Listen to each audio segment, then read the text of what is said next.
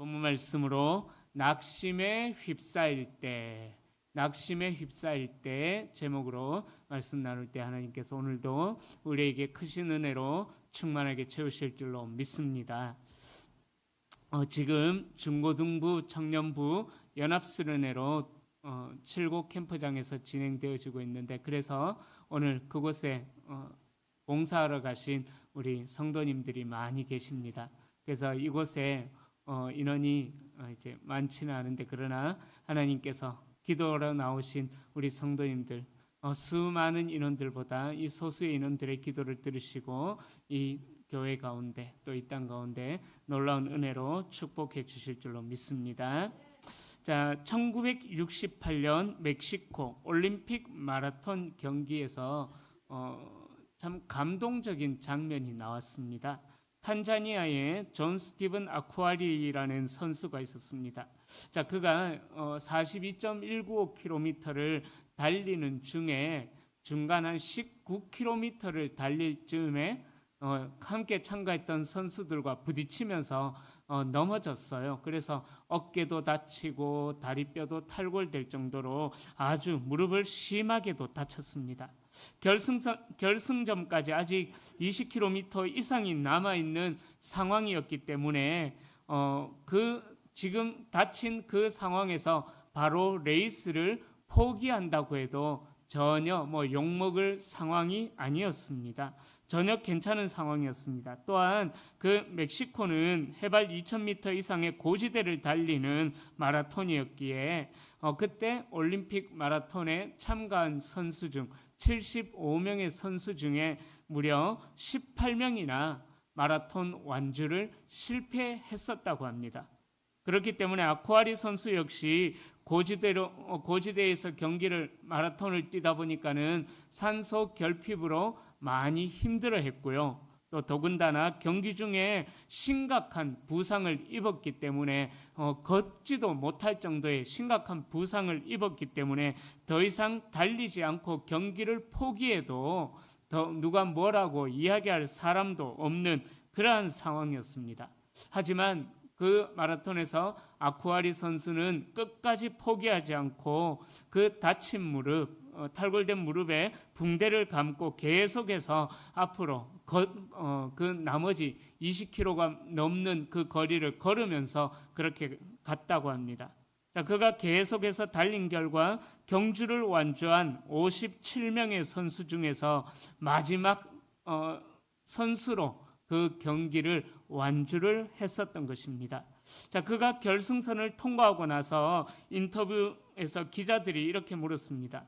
충분히 포기해도 괜찮은데 육체의 고통이 너무 힘들었을 건데 어떻게 포기를 하지 않고 끝까지 달렸습니까? 라고, 그렇게 왜 포기하지 않았냐고 물어보니까 아쿠아리 선수가 이렇게 대답했습니다. 내 나라는 저를 5,000마일 떨어진 이곳까지 보내준 이유가 출발선에 서라는 것이 아니라, 중간에 포기하라는 것이 아니라 완주를 하고 결승선을 통과하라. 그렇게 저를 이 5,000마일이 떨어진 곳까지 보냈습니다. 그래서 저는 고통이 심했지만은 끝까지 포기하지 않고 끝까지 경기를 완주하려고 했었고, 보시다시피 이렇게 걸어서 들어와서 꼴찌를 했지만은 그래도 경주를 완주했습니다. 이걸로 기쁩니다. 그렇게 인터뷰를 마무리했다고 합니다. 아쿠아리 선수에게는 최종 순위나 시간 기록이 중요한 것이 아니었죠.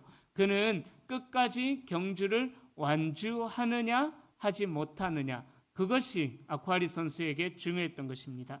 사랑하는 성도님들, 오늘 우리가 읽었던 이 히브리서 12장 말씀도 우리에게 이 마라톤과 같은 경주의 인생을 달리고 있는 우리의 인생에 대해서 이야기하고 있습니다.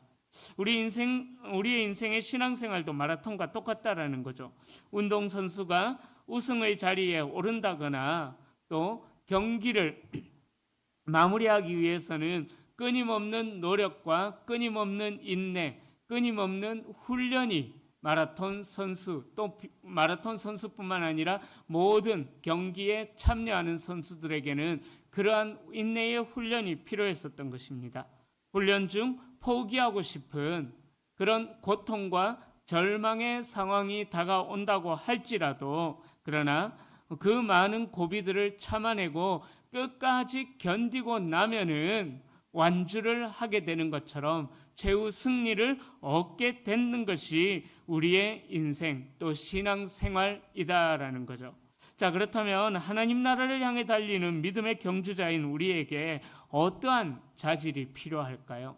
오늘 본문에서는 우리에게 충분히 낙심이 되어질 만한 그런 상황 속에서도 하나님께서 맡기신 그 인생의 길을, 또 신앙의 길을 포기하지 않고 끝까지 완주하고 달려갈 것을 우리에게 말씀하고 있습니다.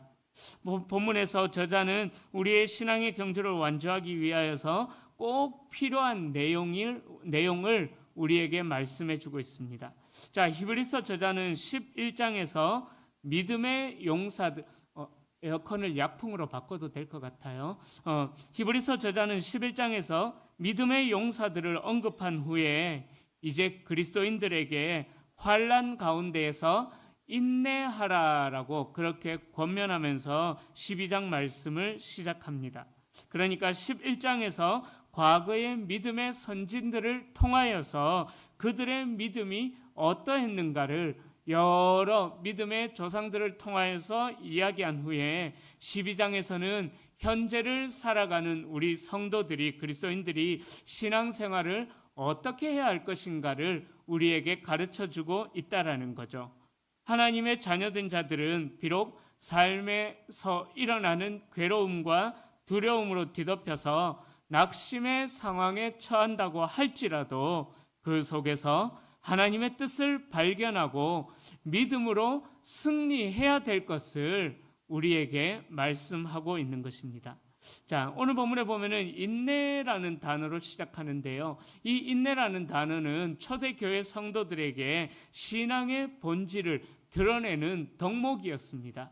왜냐하면은 예수 그리스도를 믿는 자들은 당시 아주 심각한 생명의 위협까지 받는 그러한 위기의 상황에 처해 있었기 때문에 이들에게서 믿음 생활을 이어나가기 위하여서 반드시 필요한 것이 무엇이었냐 하면은 인내라는 거죠. 믿음 생활을 지켜나가기 위해서 인내가 꼭 필요했던 것입니다. 자, 그래서 초대교회 성도들에게 많은 가르침을 또 많은 편지를 썼던 바울 역시 고린도전서 13장에서 사랑에 대하여서 가르치기를 사랑은 언제나 오래 참고라는 말로 시작해서 모든 것을 참으며 모든 것을 견디느니라, 이렇게 인내로 시작해서 인내로 끝나는 것을 이야기했다라는 거죠. 그만큼 인내가 중요했기 때문에 히브리서 저자는 12장을 시작하면서 11장에서 많은 믿음의 조상들이 인내로 그렇게 열매를 맺었던 것처럼 이 시대를 살아가는 우리들도 동일하게 인내하며 살아갈 것을, 그래서 인내를 통해서 하나님께서 기뻐하시는 그러한 열매를 맺으며 살아갈 것에 대하여서 우리에게 말씀을 전해주고 있는 것입니다. 자, 그래서 히브리서 저자는 우리에게 인내를 권면하기 위하여서 몇 가지 그림 언어를 사용하면서 우리에게 이야기해주고 있는데요. 첫 번째로 경주자들처럼 인내할 것을 말씀합니다. 자, 먼저 히브리서 저자는 경기장의 관중들처럼 구름같이 둘러싼 허다한 믿음의 증인들이 있다라고 1절에서 그렇게 말씀하고 있는데요. 구름같이 둘러싼 허다한 증인들, 말 그대로 구름 덩어리처럼 하늘을 가득 덮는 구름 덩어리처럼 우리를 하늘에서 지켜보고 있는 그러한 믿음의 선진들이 우리에게 많이 있다라는 것을 이야기하고 있습니다. 이는 마치 경기장에서 수많은 관중이 선수들을 응원하는 것처럼 우리의 믿음의 선배들이 이 땅에서 현실 가운데서 고난과 어려움과 환난 가운데서 믿음 생활을 지켜나가는 우리들을 격려하기 위하여서 우리를 지켜보고 있다, 우리의 믿음의 경주를 응원하고 있다라는 이 그림 언어를 사용하고 있는 것입니다. 자, 그렇다면 우리가 이 인내의 경주를 잘 하려면은 우리가 어떠한 삶을 살아야 되겠습니까? 바로 우리가 신앙의 경주, 인내의 경주를 달려가기 위해서는 경주자들이 몸을 가볍게 하듯이 우리 그리스도인들은 무거운 것과 얽매이는 것을 벗어버려야 한다라고 그렇게 말씀합니다. 자, 이 무거운 것이라는 것은 죄뿐만 아니라 우리의 신앙생활에 방해가 되는 모든 짐과 같은 그러한 것들을 의미합니다. 우리의 신앙생활에 장애가 되는 무익한 일상생활의 습관도 여기에 해당될 수가 있는 것이지요. 그러기에 우리가 쉽게 빠지고 반복되는 죄, 그것을 이야기하는데 이 무거운 얽매이기 쉬운 죄라는 히브리어 헬라어 원어의 뜻은요, 바로 발목을 둘러싸고 방해하는 것들, 그런 의미가 있습니다. 예를 들자면은 우리에게 있는 너무나 지나친 염려, 근심, 걱정, 또 비교하는 마음들, 또 불필요한 집착 등 모든 그런 것들을 이야기하는 것이죠. 이 히브리서의 저자는 우리에게 인내의 경주를 달려가기 위하여서 우리를 얽매이고 있는, 우리를 얽어매고 있는 그러한 죄들을 벗어버려야 된다라고 말씀하고 있는 것이죠. 그러니까 우리의 습관적인 것까지 우리의 발목을 붙잡고 우리를 가로막을 수 있기 때문에 그러한 모든 것들을 다 벗어버려야 된다라고 말씀하고 있는 것입니다. 여러분들이 믿음의 경주를 달려가는데 방해가 되어지는 그러한 것들이 아마 있으실 것입니다. 내려놓아야 할 무거운 것들도 있을 것입니다. 오늘 기도하는 중에 하나님께서 그 짐들을 깨닫게 하셔서 그 무거운 짐들을 다 벗어 던지고 주님 앞에 내려놓을 수 있기를 축복합니다. 우리 주님께서는 그렇게 말씀하셨죠. 수고하고 무거운 짐진 자들아 다 내게로 오라. 내가 너희를 쉬게 하리라. 우리 주님께서는 그렇게 말씀하셨기에 우리를 얽어매고 있는 모든 무거운 짐들을 주님 앞에 다 내려놓을 때에 우리는 인내로서 믿음의 경주를 끝까지 달려나갈 수가 있는 것입니다. 그런데 본문에서 또 이야기하는 인내의 의미를 우리가 다시 한 번 더 생각해야 합니다. 자, 본문에서 말하는 인내라는 이 의미는요, 단순히 그냥 참고 버티는 것, 이것을 의미하는 것이 아닙니다.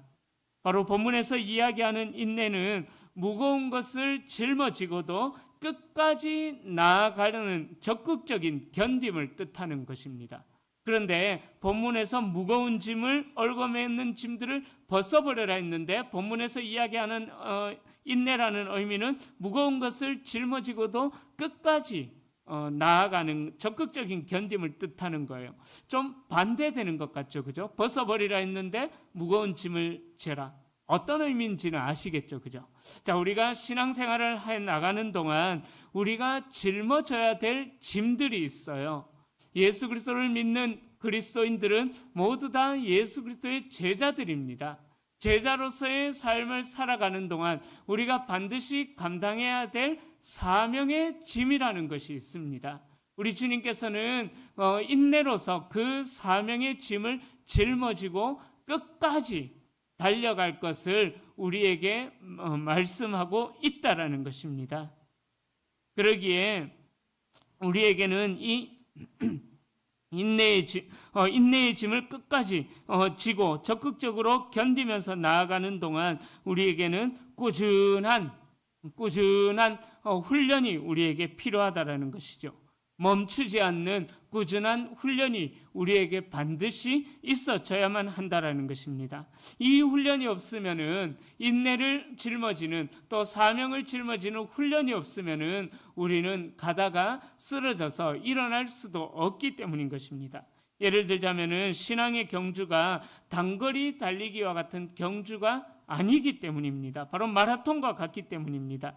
단기적인 열정만으로는 하나님께서 우리에게 맡겨주신 사명의 길을 우리는 완주할 수가 없는 것입니다.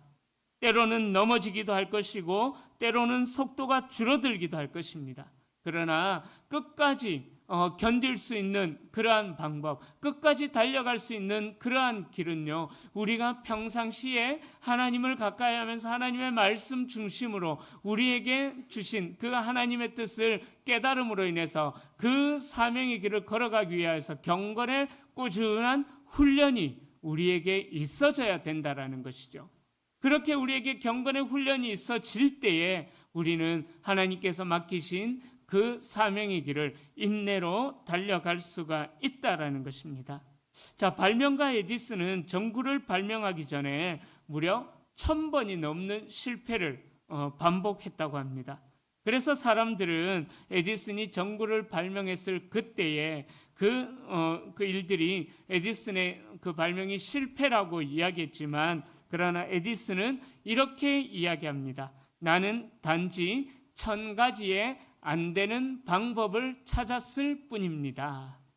생각이 다르죠, 그죠? 사람들은 1000번의 실패다라고 이야기했지만은 에디슨은 그 낙심이 되는 상황 속에서 1000번이나 실패를 했으니까 사람들의 말대로 얼마나 마음이 무너졌겠습니까, 그죠?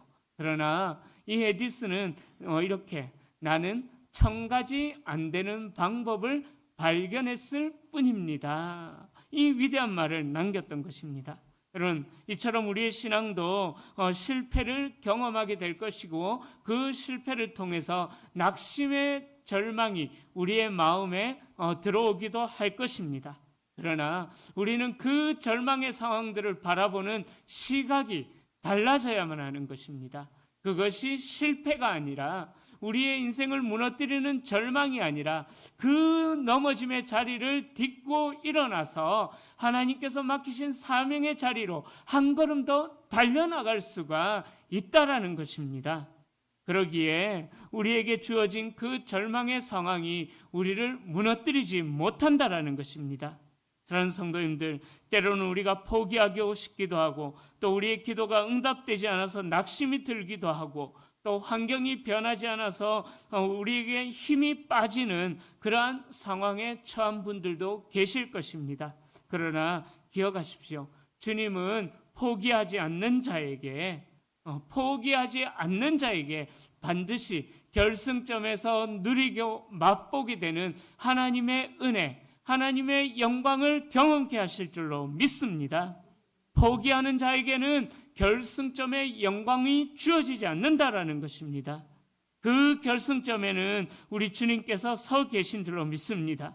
그러기에 인내로 경주를 완주하는 자들에게는 하나님께서 우리에게 승리의 면류관을 주실 것이기에, 그 면류관을 바라보면서, 최후에 우리에게 주어질 그 면류관을 바라보면서 끝까지 믿음의 경주를 달려나갈 수 있는 저와 여러분들이 될 수 있기를 소망합니다.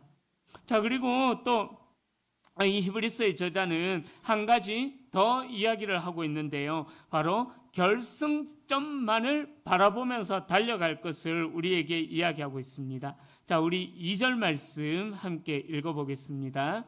믿음의 주요 또 온전하게 하시는 이인 예수를 바라보자.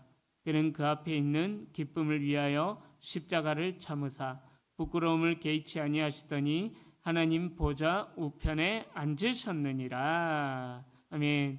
자, 우리가 믿음의 경주를 달려나가는 동안 반드시 우리가 목표점으로 세워놓고 바라봐야 할 것이 있다라는 것이죠. 예를 들자면은 마라톤 경주를 하는 사람들이 목표점이 어딘지 모른다면은 그것은 온전한 경주가 될 수 없겠죠. 중간에 여기저기 막 흩어져 버릴 것입니다. 어떤 농부가 처음 밭을 가는 아들에게 쟁기를 맡겼습니다. 아들이 갈아놓은 밭 이랑이 막 파도를 치는 거예요. 그래서 아버지가 아들에게 물어봤습니다. 아들에게 얘야 무엇을 바라보고 밭을 갈았느냐 물어보니까는 아무것도 딱히 정해놓은 것 없이, 바라본 것 없이 밭을 갈았습니다. 그러니까 너가 이 밭 이랑이 파도를 치는 거야. 너가 무언가를 바라보고 밭 이랑을 갈아야 돼라고 이야기합니다. 그래서 다시 이 아들이 밭 이랑을 갈았는데 여전히 밭 이랑이 막 파도치듯 꾸불꾸불한 거예요. 그래서 아버지가 아들에게 또다시 물어봅니다. 이번에는 무엇을 바라보고 밭이랑을 갈았느냐, 그렇게 물어보니까는 아들이 저 하늘에 흘러가는 구름을 보고 밭이랑을 갈았습니다 라고 이야기하는 거예요. 그러니까는 아버지가 이번에는 구름처럼 움직이는 것 말고 고정된 것을 바라봐야 된다라고 그렇게 이야기하니까 밭이랑이 고르게 일직선으로 고르게 잘 갈아졌다라는 이야기가 있습니다. 여러분, 우리가 살아가는 믿음의 경주도 똑같습니다. 마찬가지입니다. 우리가 누구에게 시선을 고정하고 달려갈 것인가, 그것이 굉장히 중요한 것입니다. 자, 다니엘은 바벨론으로부터 유다가 멸망을 당하고 난 이후에 포로로 붙들려 가게 되었습니다. 하지만 포로로 붙들려간 그 현장 속에서도 그 비참하고 낙심만 생길 수밖에 없는 그러한 상황 속에서도 다니엘이 포로로 붙들려가는 순간 했던 것이 있었습니다. 그것이 뭐냐 하면은 하나님 앞에 뜻을 확고히 정했다라고 다니엘서 1장 8절 말씀에 분명하게 이야기하고 있습니다. 다니엘은 포로로 붙들려간 그 상황 속에서도 자신의 시선을 하나님의 뜻에 고정시켰다라는 것이죠. 그 결과 다니엘에게 어떠한 시련이 일어난다고 할지라도 다니엘을 무너뜨리지를 못했다라는 것입니다. 사랑하는 성도님들, 우리도 마찬가지입니다. 우리의 시선이 변하는 이 세상 가치에 고정을 하고 우리가 믿음의 경주를 달려나간다면은 이 세상이 우리에게서 떠나가 버릴 때에, 이 세상이 우리에게서 무너져 버릴 때에 우리의 믿음도 무너져 버리게 된다라는 거죠. 그러나 우리를 온전케 하시는 이 예수를 바라볼 때에 어떠한 환란이 닥치고 어떠한 절망과 낙심의 상황이 생긴다고 할지라도 우리는 무너질 수가 없다라는 것입니다. 왜냐하면 믿음의 주인 우리 주님께서는 우리를 온전케 하시는 분이시기 때문이다라고 오늘 본문에서 우리에게 이야기하고 있는 것입니다. 사랑하는 성도님들, 여러분들은 이 신앙생활을 하시는 동안 무엇에 여러분들의 시선을 고정하면서 살아가고 있습니까? 무엇에 여러분들의 시선을 고정하면서 우리에게 주어진 신앙의 길을 달려가고 있는 것입니까? 여러분, 우리의 믿음이 흔들리지 않는 것, 우리가 이리저리 왔다 갔다 하지 않는 유일한 방법은 바로 우리를 온전케 하시는 이인 예수 그리스도를 날마다 묵상하면서, 날마다 하나님의 말씀을 묵상하면서 주님을 기억하면서 주님이 사셨던 것처럼 그렇게 우리는 살아갈 때에 우리는 절망의 상황 속에서도 온전함을 누릴 수가 있게 된다라는 것입니다. 자, 예수님만 바라보고 달린다라는 이 말의 의미는 3절 말씀처럼 바로 십자가의 인내를 본받아서 살아가는 것을 이야기하고 있는 것입니다. 2절 말씀처럼 십자가의 인내를 본받으면서 살아가는 것을 이야기하고 있는 것입니다. 우리가 십자가의 인내를 본받아서 살아가다 보면은 우리가 원치 않는 상황으로 하나님께서 나를 이끌어 가실 때가 있습니다. 그러기에 그 십자가의 삶을 살아가기 위해서 나를 부인하는 마음이, 나는 하나님 앞에서 아무것도 아닌다라는 그렇게 나를 부인하는 마음이 우리에게 필요한 것입니다. 욥기 30장에 보면은요, 고난으로 인하여서 낙심하는 중에 하나님의 뜻을 발견하는 욥의 이야기가 욥기 30장에서 나오고 있습니다. 자, 욥은 고난 당하기 전에는 자신이 하나님 앞에서 어떠한 존재인지 전혀 몰랐습니다. 그러나 그 고난의 상황을 통해서 낙심의 상황을 지나다 보니까는 하나님 앞에서 자신은 먼지와 같은 존재이고 타버린 티끌과 같은 재와 같은 존재다라는 사실을 깨닫게 됩니다. 그래서 그 고난을 통해서 자신이 하나님 앞에 어떤 사람인지를 깨달아서 겸손하게 되고 그로 인해 하나님을 더 깊이 알아가게 되는 그러한 은혜를 욥이 누리게 되었다라는 것입니다. 마찬가지입니다. 우리가 믿음의 경주를 하다 보면은 우리가 예상하지 못했던 어려움과 환난 가운데 빠지기도 할 것입니다. 부딪히기도 할 것입니다. 그러나 오늘 말씀은 우리에게 분명하게 이러한 우리의 마음을 낙심하게 만드는 상황, 우리를 절망케 하는 이 상황 속에서 우리가 어떻게 살아야 될 것인가, 우리에게 고난을 바라보는 새로운 시각을 우리에게 제시해주고 있는 것입니다. 여러분, 고난은 성도를 불행하게 하는 것이 아니라 오히려 유익을 우리에게 준다라는 그러한 믿음이 저와 여러분들 가운데 있기를 축복합니다. 이 말이 참 받아들이기도 어렵고요, 이해하기도 어려운 그런 말이지만은, 그러나 고난은 우리를 더욱더 성숙하게 만들어 간다라는 그 믿음이 저와 여러분들에게 있기를 축원합니다. 그러기에 이 고난은 우리가 하나님을 닮아가는 그러한 은혜의 통로요, 하나님을 더욱더 알아가는, 또 우리를 향한 하나님의 뜻을 발견해가는 은혜의 통로가 된다라는 사실입니다. 그러기에 성도는 고난으로 인하여서 낙심이 생길 때에 인내함으로써 하나님이 나에게 무엇을 말씀하시려는 것일까 기도하며 하나님의 뜻을 여쭙고 하나님의 음성에 귀를 기울여야만 합니다.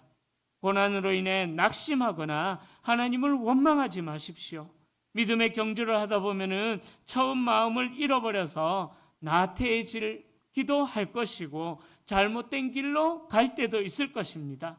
죄의 유혹에 빠져서 실족하거나 인내하지 못하고 낭망할 때도 있을 것입니다. 그러나 그때 그렇게 낙심의 마음이 들 그때에 하나님은 사랑하는 자녀들이 믿음의 경주를 제대로 할 수 있도록 오늘 본문에 보면은 때로는 징계의 채찍도 든다라고 6절에서 그렇게 말씀하고 있는 것입니다.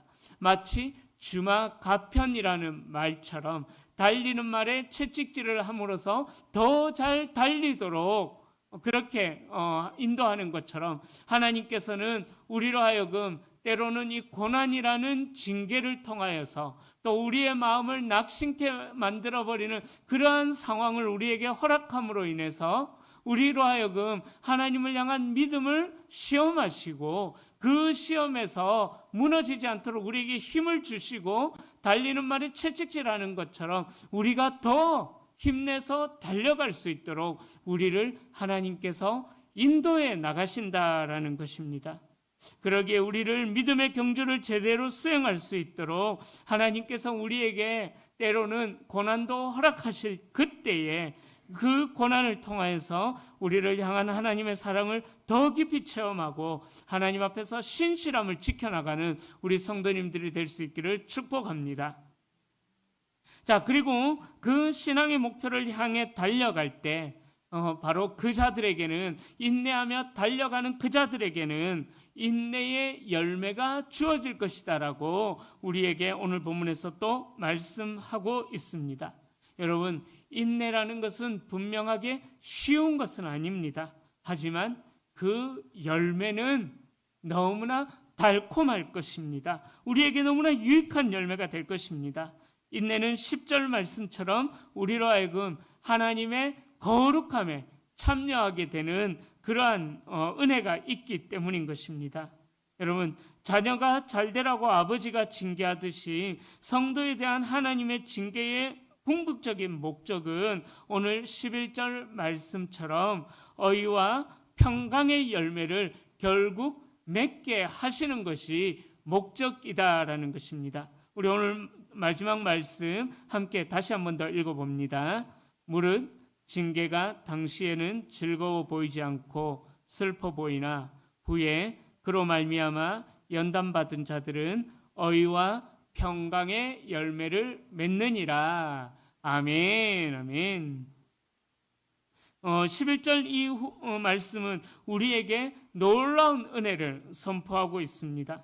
우리가 믿음의 경주를 인내함으로 달려나갈 때에 하나님께서 우리에게 어떠한 축복을 해 주실 것인가 우리에게 말씀해 주고 있다라는 것이죠. 후에 그로 말미암아 연단받은 자들에게는 의와 평강의 열매를 맺나니, 바로 징계를 통한 연단을 받은 사람들에게는 결국 의와 평강의 열매가 맺히게 하신다라는 거죠. 자, 이 본문에서 말하는 의라는 것은요, 하나님 앞에서 올바른 관계를 의미하고요, 또 거룩하게 살아가는 것을 의미합니다. 그리고 평강이라는 것은 세상이 줄 수 없는, 하나님만이 줄 수 있는 하나님과의 관계에서 누리는 평화를 의미하는 것입니다. 사랑하는 성도님들, 그러기에 하나님께서 우리를 징계하실 때에 우리가 낙심하거나 좌절하지 말고 오히려 기쁨으로 주님께 돌이킬 수 있는 저와 여러분들이 될 수 있기를 축복합니다. 이제 말씀을 정리합니다. 우리의 신앙생활은 너무나도 어렵습니다. 세상에서 거룩하게 사는 것도 힘들고요, 또 하나님의 징계가 때로는 우리에게 너무 아프기도 합니다. 그러나 그 모든 것이 하나님의 사랑으로 주어지는 것이기에 이 과정을 통하여서 이 세상 누구도 누리지 못할 기쁨의 열매가 맺힘을 기억하셔서 인내할 수 있기를 축복합니다. 여러분들이 만약 지금 믿음의 길을 걸어가면서 만약에 고난과 어려움, 하나님의 징계를 경험하고 있다고 할지라도 절대로 낙심하지 마십시오. 사람들이 나를 알아주지 않는다고 할지라도, 내가 경주에 꼴찌했다라고 할지라도 절대로 낙심하지 마십시오. 주님은 순위가 중요한 것이 아니라 이 믿음의 경주를 완주하지 못하느냐, 그것을 중요하게 보고 계신다라는 것입니다. 그러기에 끝까지 열심히 달려가는 우리 성도님들이 되어주시기를 소망합니다. 우리가 경험하게 되는 모든 낙심의 상황은 하나님의 의와 평강의 열매를 맛보게 하실 것이기에 이 고난의 과정을 인내로 통과함으로 하나님께서 주시는 그 풍성한 열매를 날마다 맛보며 살아가는 우리 모든 성도님들이 다 되시기를 주님의 이름으로 간절히 축원합니다.